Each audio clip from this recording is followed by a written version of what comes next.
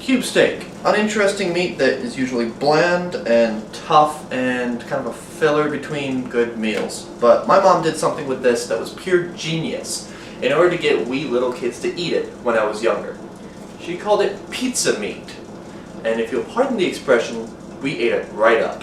I'm Boater. Let's cook something.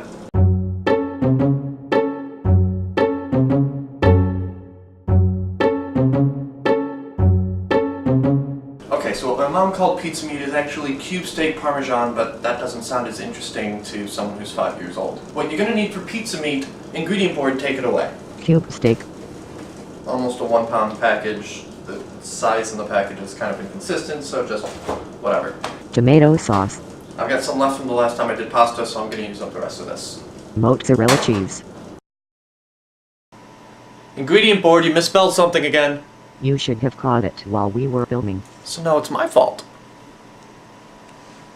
Shredded, or if you want to shred your own, like Miss Fancy Pants a couple episodes ago, you can do that as well. One egg. But only one of them. That was dumb. That was off key.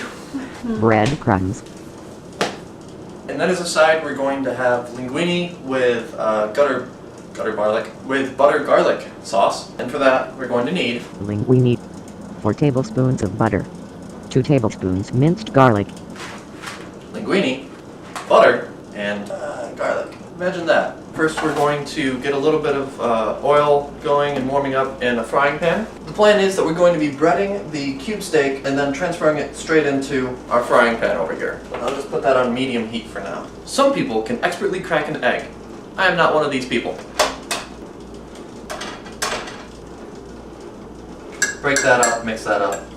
We all know, of course, to do it with meat, but when you're done handling egg, you'll be washing your hands as well. Number one, it can kind of have some bad stuff in it. Number two, it just kind of feels icky if it gets all over your fingers. So, one plate with the egg, other plate with the breadcrumbs, and then simply egg, breadcrumbs, frying pan. Again, aiming away from you. One more time. Egg, breadcrumbs, frying pan. Now I want you to say this one with me. Everybody, you too. Egg. A lot of egg. Alright, next. Breadcrumbs. I might need more breadcrumbs. Frying pan. Alright. Very good. You're done with that. Now just keep an eye on your meat. When it's done on one side, flip it to the other side. Just keep flipping these until they're done. If you see juices rising up the top, then hey, time to flip it over again. These have been here for a little bit now, so I think they're about set.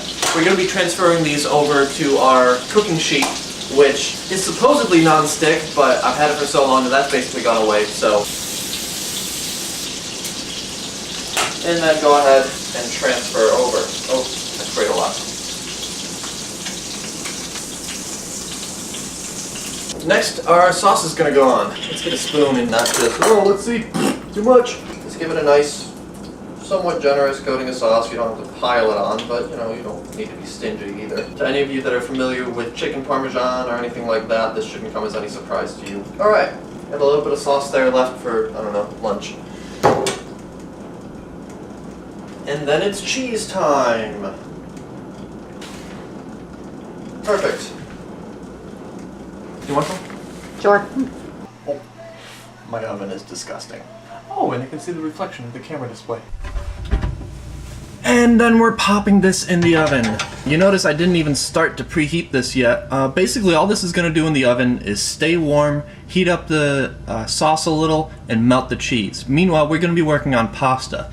So set your oven to, I don't know, 200 or something. Just keep an eye on it. As soon as the cheese is all nice and melted, turn the oven off, keep it in there, keep it warm. You know, we're not doing the actual baking because we've already cooked the meat itself. So, onwards to the pasta. Fill your pot up with water. You guys know how to do pasta. I mean, cripes. I've done it before on here. Fill it up with water, a little bit of salt in there for flavor.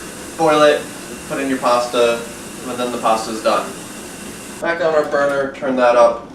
Let's work on this garlic butter sauce.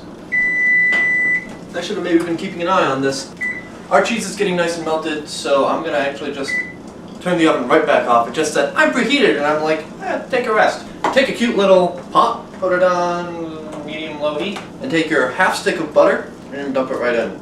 chunk. If you want, go ahead and melt it in a bowl first. I'm not too worried because I'm not in a rush. I still have pasta that's going to be sitting there for probably like 10 minutes. Melt down the butter and then add your garlic to it, stir it up. Just make sure you don't burn your garlic. Fun fact, boater, the nickname that I have, is something that I kind of started using as a random word for a gamer tag quite a while ago, and it wasn't until after I've been using it for about 5 years that I learned it's Dutch, I believe, for butter.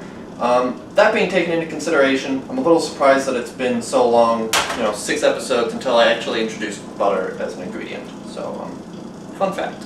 Butter's melted, we're starting to see a little bit of bubbling, boiling. We really don't want that. So turn your heat down to low, if not off, just so it stops the boiling. Just remember to turn it back to low afterwards. Then as for the garlic, I said 2 tablespoons, but really I have buttery hands, so I can't even open it. Whatever I have left in here is just going to go straight in. It's maybe a couple of teaspoons. Can you smell that? No, you can't, of course. Oh look, the water's boiling too. I'll get back to that. So I've got maybe a couple of teaspoons. I'm going to put these in anyway. Never had a problem with garlic.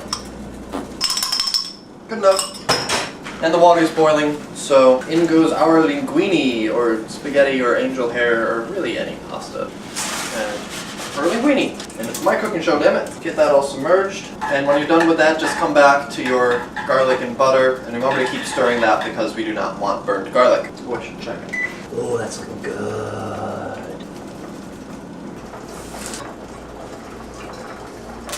We're good. Once again, keeping away from the steam, which is decently lit with the new lights. Spray that a couple times. Well, it's not piping hot. We're going to be using that again in a moment. Rinse that down. Realize you forgot to put salt on it, but that's something you should do is salt. Anyway, once that's set, put it back into your pot and add your garlic and butter, which you've been stirring, right? And get that thoroughly mixed up. So you don't want to take one bite and be like, I don't know if there's anything in here, and then the next bite is garlic ahoy. Probably should have added a little, stirred it up a little more, but oh well. Move that off to the side. Your pasta is done, and your meat was done a few minutes ago. Again, once the cheese was melted, I just turned off the heat for the oven. So now, we're ready to eat. Alright, so here we have our cube steak parmesan, aka, for the kids, calling it pizza meat. And it does wonders for cube steak. It works really well. I actually might even prefer it over chicken parmesan. So next time that you're wondering what the heck to do, getting nice cheap cube steak, it cooks really fast, and then you cook your pasta. If you want, you can probably even start your pasta boiling at the same time. The cube steak cooks so fast. Just start everything all at once, pop that in the oven. By the time your pasta's done, you'll probably be done with everything in under 20 minutes. In other words, probably about twice the time it took you to watch this video. So again, this is pizza meat and delicious garlic butter linguine.